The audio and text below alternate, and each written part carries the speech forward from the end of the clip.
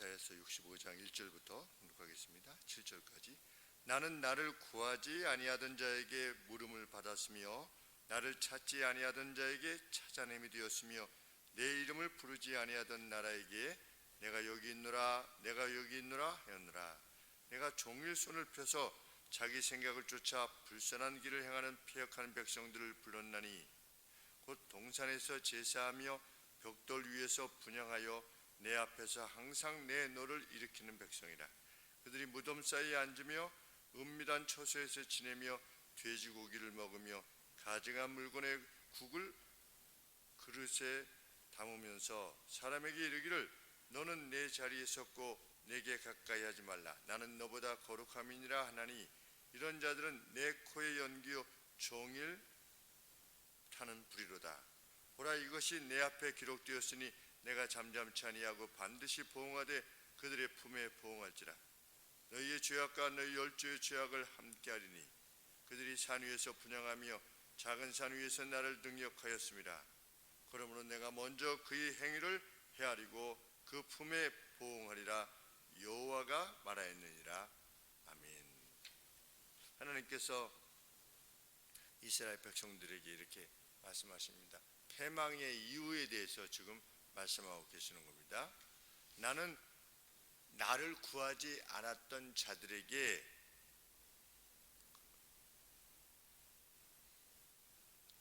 나를 구하지 않았던 자들에 의해서 찾아지도록 내 자신을 허락했다. 지금 강조점이 어디 있냐면 나를 구하지 않았다는 겁니다. 이스라엘 백성들이. 그런데도 불구하고 내가 찾아짐을 당하도록 허락하셨다는 겁니다.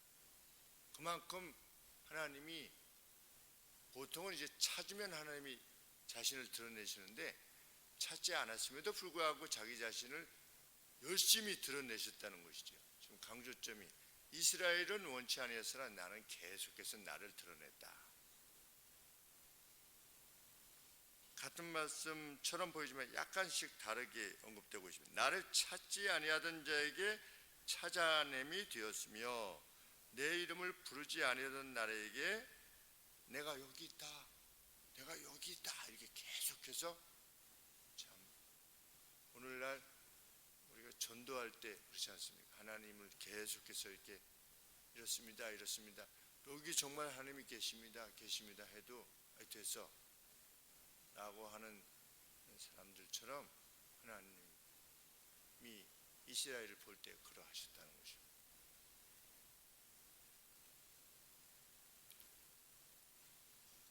그들이 누구냐? 2절에 내가 종일 손을 펴서 불렀다.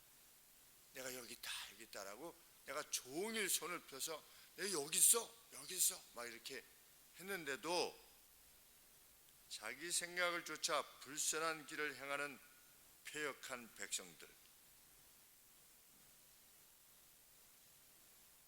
자신들의 생각을 따르는 겁니다. 죄라고 하는 것은 누누이 말씀드리지만 선악과를 먹었다. 무슨 뜻이라고 했습니까? 선과 악을 스스로 결정하겠다. 자기 생각을 쫓아 행했다는 겁니다. 이스라엘 백성이.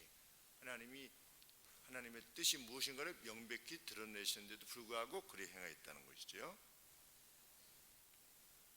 그만큼 하나님의 뜻이 무엇인가를 이스라엘 백성들은 명백히 알 수 있었다는 겁니다. 오늘도 마찬가지죠.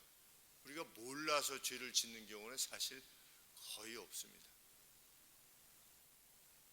하나님이 그렇게 말씀하셨지만 나는 뭐 어쩔 수 없어 이런 생각으로 죄를 짓지,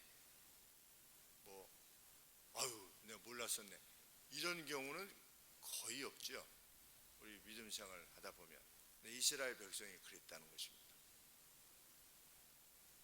그렇다면 그들이 어떻게 자기 생각대로 행했는가? 3절에 보시면 곧 동산에서 제사하며 언덕이나 산당에서 제사를 한 겁니다. 하나님께서 그렇게 하지 말라고 명하시지 않았습니까? 그런데도 불구하고 그렇게 행했던 겁니다. 근데 산당에서라고 되어 있지 않고 동산에서라고 하는 표현을 썼는데 뒤쪽에는 언덕, 언덕이라고 하는 표현도 있긴 하지만 원문에 보니까 정원에서 희생을 드리고, 정원에서. 그리고 벽돌 위에 분향함으로 내 앞에서라고 하는 것은 무슨 뜻이냐면 내 얼굴에 대고 이런 뜻입니다. 그래서 이렇게 몰래 가서 하는 게 아니고 아주 공개적이고 의도적으로 그 일을 행했다는 겁니다. 뭘? 벽돌 위에서 하는 거, 그리고 정원에서 하는 거. 이건 어디 사람들의 방식이냐? 바벨론 사람들이 자기의 우상을 섬기는 방식이라는 겁니다. 그들은 정원에서 제사를 한 겁니다. 그리고 하나님께서는 하나님께 제단을 쌓을 때는 흙으로 쌓아라 이렇게 되어 있습니다. 이 율법에. 아니면 돌로 혹시 쌓을 경우에는 다듬지 않은 돌, 그냥 있는 돌 가지고 쌓아서 제단을 만들어라 이렇게 말씀하셨는데, 여기는 벽돌에다가 하나님이 하지 말라고 그랬거든요. 그렇게 되면 부정한 제단이 될 것이다 이렇게 말씀하셨는데, 이들은 바벨론의 방식을 따른 겁니다. 비슷해, 더 멋있어 보이겠죠, 벽돌 위에다가 분향하니까.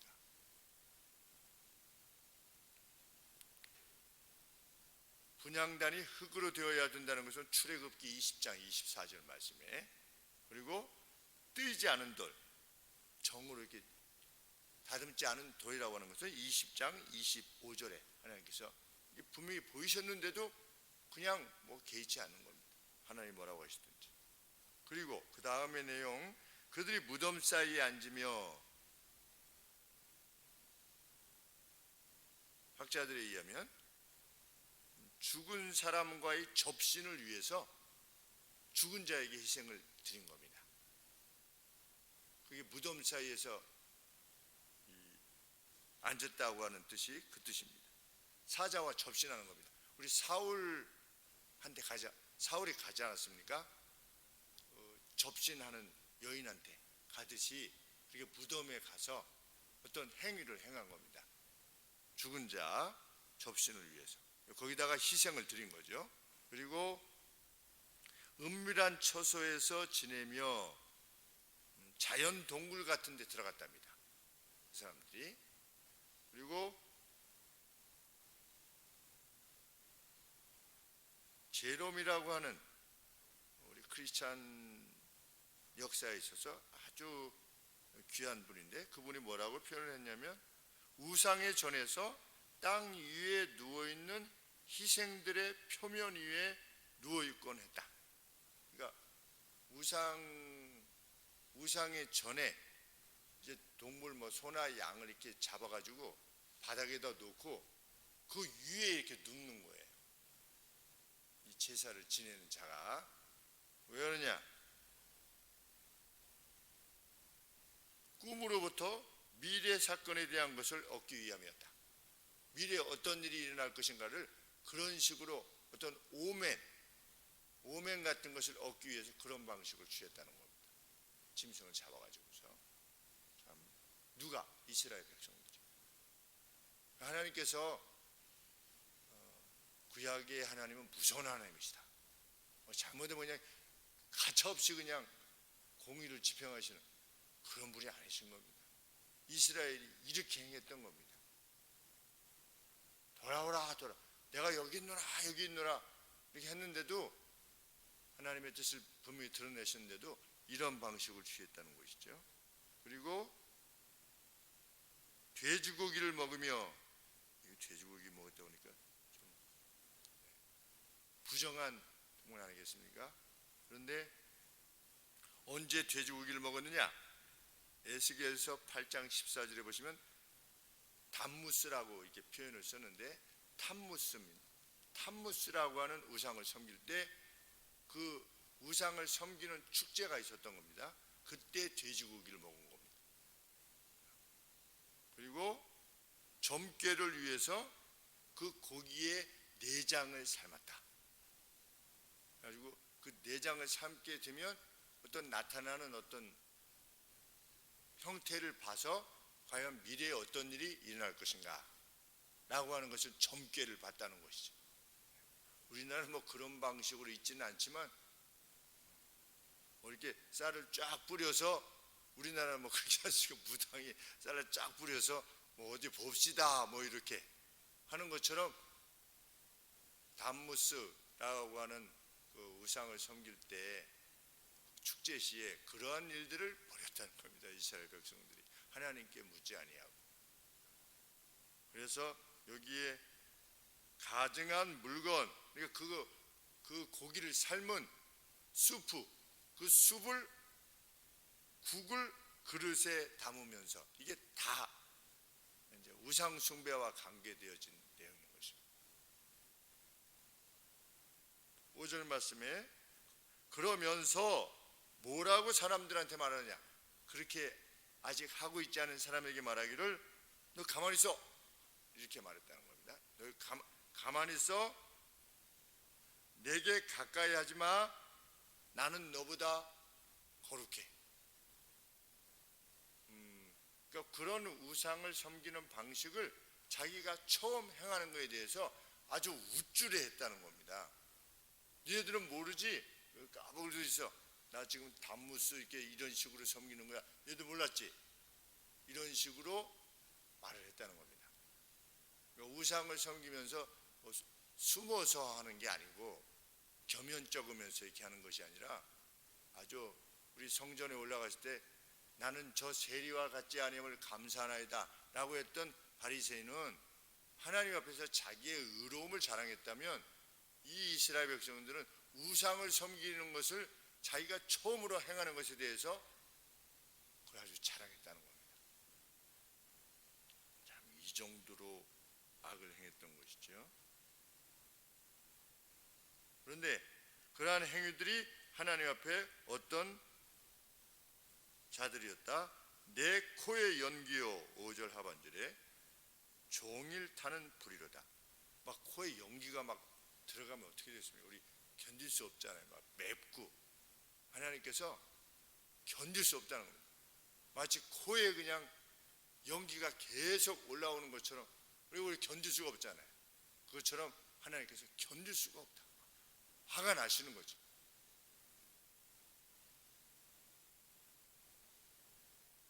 하나님의 분노의 불을 종일 지폈던 이들이었다. 그러면서 7절에 너희의 죄악과 너희 열조의 죄악을 함께하리니, 죄악을 함께하리니, 근데 이게 뭐라고 되어 있냐면 그들의 죄악들과 그들의 조상의 죄악들이 함께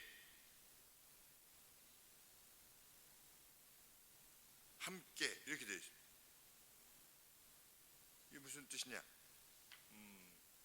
어쩌다가 짓는 죄가 아니라는 거죠.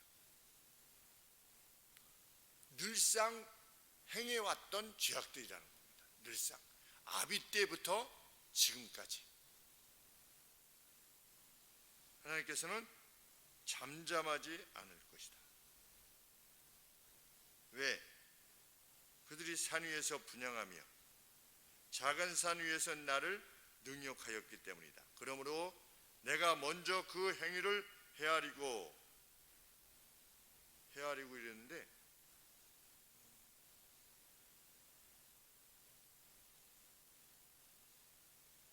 그것을 측량하고, 그러니까 어쩌다가 지은 죄가 아니라 그 행위를 측량하고, 우리 벨사살 다니엘 때 보면 벽에서 이렇게 손이 나와서 쓰지 않습니까?